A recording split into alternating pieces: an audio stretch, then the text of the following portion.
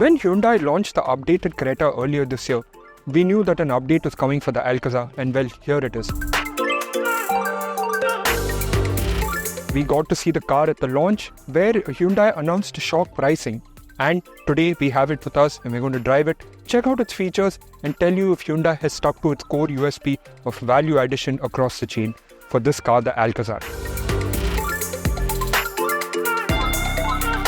Before we get into the deep dive of this Hyundai Alcazar, here's a little reminder. Are you enjoying the content on this channel? Then do hit those like, share and subscribe buttons and also that bell icon to be notified the instant we put out a new video. Also, we have done a deep dive of the car when it was launched, so if you want the pricing, do check out the link in the description below.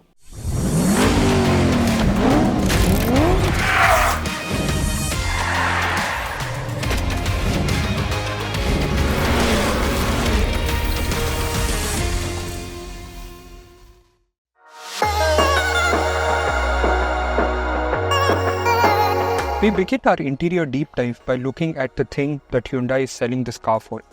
It comes in at that exact price point where people want to start, making journeys in the second row, as in they want to get chauffeur driven. And Hyundai has understood that market very well and thus given a comprehensive rear seat package. One of the big USPs is of course that you get extendable under thigh support. So which means that for someone like me on the taller side, you don't have issues with under thigh support in the long run. It's a common issue that's faced in a lot of second row cars simply because you need to give some amount of knee room between yourself and the front seat. So that is one of the things that always gets the axe, but Hyundai has managed to fit that in pretty well. The second row seats are also ventilated and you get these tray tables, right, that open up here. You also get AC vents and you get a wireless charger and you get USB-C charging ports. Now, in Hyundai's Mobis accessory package, you can also add a rear entertainment screen, but that rear entertainment screen is independent from what is in front, and that is essentially an Android tablet.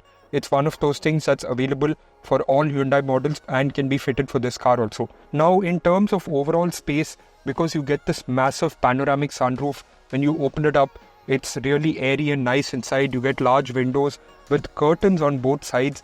That adds a nice premium touch. And in this 6-seat model, which is only available on the higher spec variants for both petrol and diesel, the space for individual occupants is really nice. Now, in the previous car, they had a gigantic center console in the middle, which made accessibility to the back a bit of an issue. But Hyundai has got rid of that, and instead, what you get is individual armrests, which improves the space and also improves accessibility to the third row. One of the big selling points that Hyundai has added for its Alcazar facelift is a Boss mode, essentially a part of the rear seat package. Now, as you can see, I've pushed the front passenger seat all the way forward and reclined it also all the way forward for additional leg room. You get buttons on the side that control it, which means that you don't have to ask the driver to do it, and you get a really nice amount of knee room, as well as because you have the extended under thigh support, it actually gets really comfortable inside.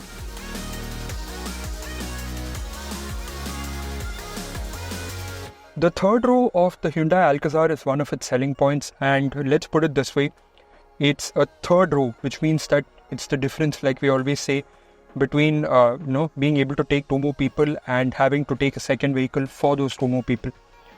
The third row is you sit a little low, as is the case with most vehicles in this segment, but space is pretty decent for 2 people. It's a bench. The bench reclines and it splits individually, and you can see that with it down you get a significant amount of space inside to store stuff. The loading lip is a little high, but there's a lot of space inside. Now, as a third row to use, you actually get 2 major features. One is a fan speed control for AC vents that you get, and the other is USB-C charging ports, which I think is the first in segment. Usually you just get a 12-volt switch in the back for most of its rivals. Here's the first time that you're getting USB-C charging. You also get cup holders, and the knee room, even with the seat back, is pretty decent. The under thigh support, because the seat base is low, is not particularly great, but it's you're not going to be squeezed inside, and you can make decently long journeys if the requirement comes to that. And even headroom, not bad at all, considering that there's a panoramic sunroof. It's not affected the headroom in the third row. I mean, that's one of the things that comes by keeping the seat base low, but I mean, that is the way it is.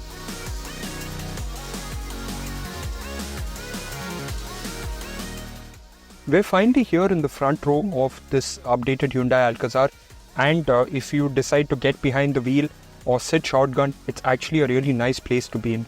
The biggest highlight of this front area is this one-piece display, both 12.3 inches. This one on the left is for the infotainment system. This one on the right is an updated digital cluster. The Alcazar was actually the first one in the Hyundai lot to get a fully customizable digital cluster, and this is the updated one that you can see on the Creta. The infotainment system is actually really nice to use. It's very simple, quick pathways to where you need to get to so that you don't spend too much time with your eyes off the road. As a space to be in, it's actually pretty nice because you get this massive center console, so the space between the two occupants is pretty decent. Headroom is pretty good, knee room is pretty good, especially if you're sitting on the passenger side. Both the seats are powered, with the driver's one getting a two-step memory function. This one is powered also, that you get a boss mode, which we have spoken about in the rear section. The glass house is pretty large and you get a great view all around.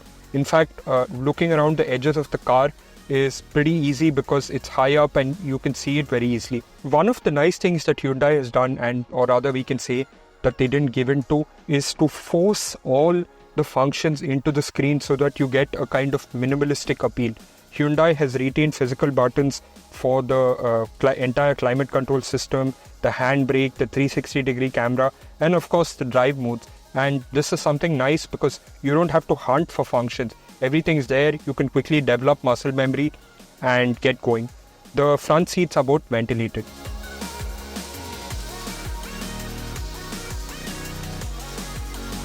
This is Hyundai's game, and it has been playing this one well since the launch of the Creta in 2015. In this top spec signature 6-seat petrol DCT version that we have in the video today, you get quite a bit of kit for the cash you pay. Let's look at row by row and then as driving and safety features as well. In the first row, you get dual zone climate control, panoramic sunroof with voice control, leatherette upholstery, powered front seats with memory function for the driver, dual 10.25-inch displays, and also a 360-degree camera. Hyundai has also gone big on connectivity, as you get multiple voice commands and home-to-car function, as well as a digital key which you can operate via a smartphone. Second row has AC vents, seat back tray tables, center armrest, ventilated seats with adjustable under-thigh support, and for the left rear passenger, you also get a boss mode to move the front left seat forward fully for additional legroom. The third row reclines but also folds down for additional space. Here, you get AC vents, cup holders, and a 12-volt charging port. On the safety front, you get 6 airbags, stability program, hill ascent and descent control, ABS with EBD, and now level 2 ADAS. This is the same ADAS that debuted with the Creta and has over 21 functions covering driving experience, traffic alerts, and accident prevention. One of the big brag features that Hyundai has added to this updated Alcazar is a digital key. If you have a smartphone enabled with NFC, this is all you got to do. Unlock. Lock.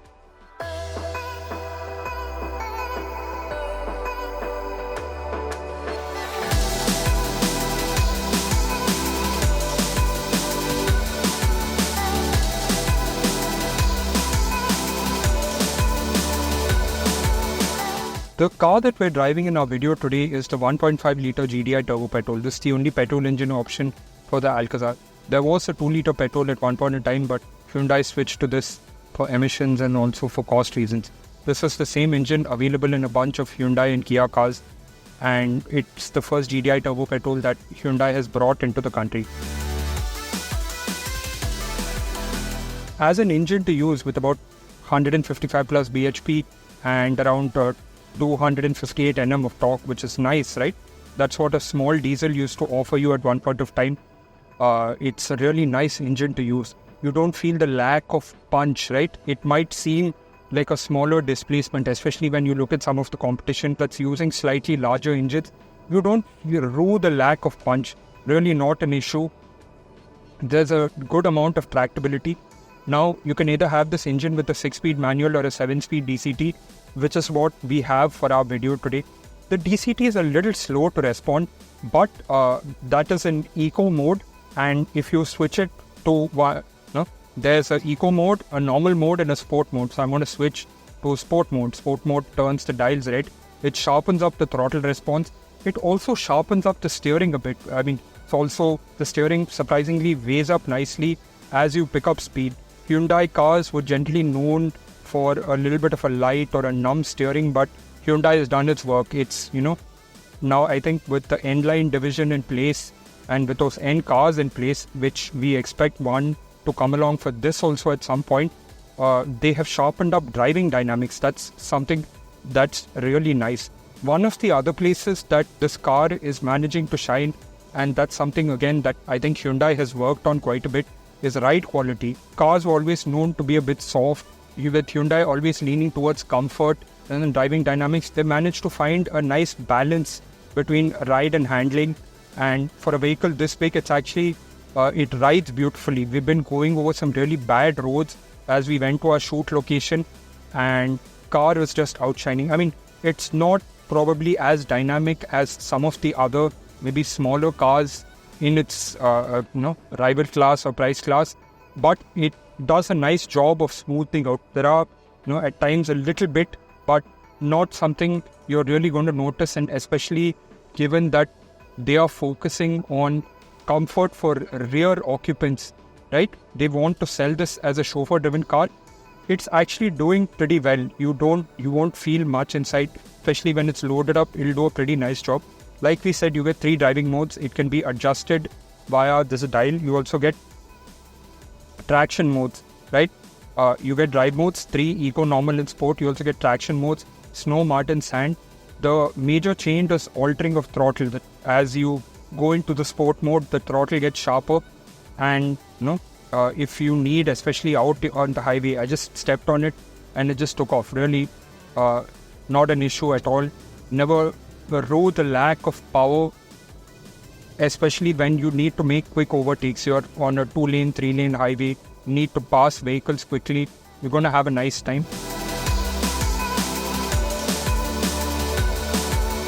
Gearbox also works nicely in low speed situations. If you need to crawl along, it responds quite well. There's a good concentration of the torque also at the lower end, which means that again you're not going to get that where you need to shift. And because it's a DCT, but that's for that matter, it's an automatic, right? So you're not going to stall the car.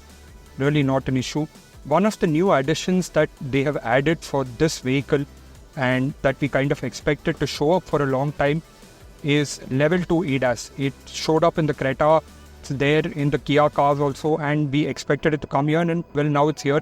You get over 21 features, all the usual stuff, cruise control, lane keep assist, lane watch assist, rear cross traffic alert. We're showing you the whole list on the screen. All things that help in your overall driving experience. Now, the purpose of ADAS, especially in a road system like India, is micromanagement, and that Hyundai has managed to understand very well. And it points out little things, speeds you up, slows you down, reads the objects in front of you, and helps you focus on the larger driving experience.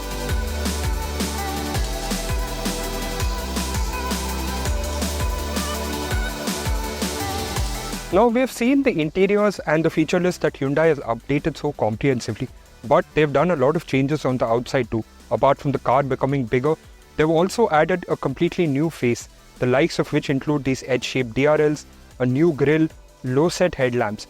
The face is actually now in line with what Hyundai has for its global SUV range. We move over to the side of this updated Alcazar, and there are a few changes. Now, visually, you wouldn't notice, but the car has grown by 60 mm, and some of the other big changes include, if you go up close to the mirror, you can see the camera for the 360-degree setup. You can see nice new 18-inch alloy wheels with a fan-like design. This is only offered on this top-spec signature model and gives the car a really premium and modern appeal. You also get body-color door handles and these big roof rails that add to the muscular appearance of the car. Finally, we're here at the rear of this updated Hyundai Alcazar, and there are some changed elements as compared to the previous model. One of the major highlights is of course the connected tail lamp with these two double barrel elements built into the actual tail lamp that gives the car a pretty unique look. Some of the other major highlights include a rear spoiler, this silver element above the number plate slot, and of course a large silver bumper which gives the car a unique and a sort of retro modern look. All in all, the exterior design of this updated Alcazar brings it up quite a notch, especially when you consider the updates that the other Hyundai cars have got, and also the fact that it's now in line with their global design. We've spent some time with this updated Hyundai Alcazar, and let's sum it up in three ways. One is if Hyundai has done what it does best, which is value addition across the chain. Two, how does it stack up in the segment now? And three, pricing. That's something quite important. Now, in terms of USP addition or value addition rather, Hyundai has done a pretty stellar job, right? The Alcazar was already a pretty loaded up car when it arrived in 2021, and they have improved on that either by improving the features or by adding more to those features. Things like the under thigh support for the rear seats, ventilation for the rear seats, USB-C charging ports, wireless charging at the back, a new infotainment display, or rather a new one-piece display that's in line with the global model. All little increments that when you put them together, it creates a really big package, especially when you look at other cars that this is going up against. It's kind of stepped up the game. Now, as a car to drive, it rides surprisingly well. Hyundai is always known to be a bit soft and a bit numb, but this one has improved quite a bit. The turbo petrol engine, the DCT gearbox is a bit slow at times, but it gets the job done, no problem at all. Highway, city, you're not really going to have an issue. It does what it's supposed to do, right? It's meant to make your driving experience convenient, and it's meant to take full advantage of this 1.5 litre GDI turbo petrol, which it does in a really nice way. You're not going to have trouble overtaking vehicles, cruising at 3-digit speeds, or just pottering around in the city. Really not going to be a problem. Against the competition, which are the MG Hector Plus, Tata Safari and the Mahindra XUV 700, it offers more features, has the option of both diesel and petrol automatic, and is priced lower than them at the top end, which brings us to our third point. The third thing that Hyundai has managed to do through a large level of localization and over a certain period that the car has been in the market is to actually bring down the cost of production, and that has translated into a lower price. Now, especially when you look at some of the competition, the top spec diesel automatic, the top spec petrol automatic, they're priced very closely now against each other as well as against the competition. And Hyundai has an advantage with this car, as it always had, is that it has both diesel and petrol and has manual and automatic, which only one of its other rivals have. But this one seems to be doing a better job at it. It's a little more refined, a lot more well put together, especially when you look at some of the competition. A really good package. We're listing out the prices here on the screen, and you can see that it's a significant drop from the older model. You're getting more stuff in the car for a lower price when compared to the outgoing model. You're not getting one engine. Hyundai had discontinued the 2-litre petrol and replaced it with this 1.5-litre GDI turbo petrol. But again, like we said, it's not an issue. That's the engine we've been driving today. And in this top spec signature model, you get a lot of features, especially if you want a rear seat package. The third row is not particularly great, but it gets the job done. It's the difference, again, between having to find another way to transport 2 more people and having an option of a third row. The third row's got some decent features. Cup holders, fan control for the AC vents, USB-C charging ports. That's the first time we're seeing that there. It is missing maybe 1 or 2 features, one of those being a power tailgate. That's more to do with that being, you could call it a brag feature, right? One of the things that the car can boast about, but it's not something that you're going to worry about all that much. So there you have it, everything that we can tell you about the Hyundai Alcazar in the time that we have driven it. It will of course enter the CarWale garage at some point, and we'll be able to comprehensively test it, tell you what it's like to live with, mileage test, all those things. What do you think of the car? Do let us know in the comment section below. Have we missed anything? Do let us know about that too in the comment section below. Thank you so much for watching. Take care.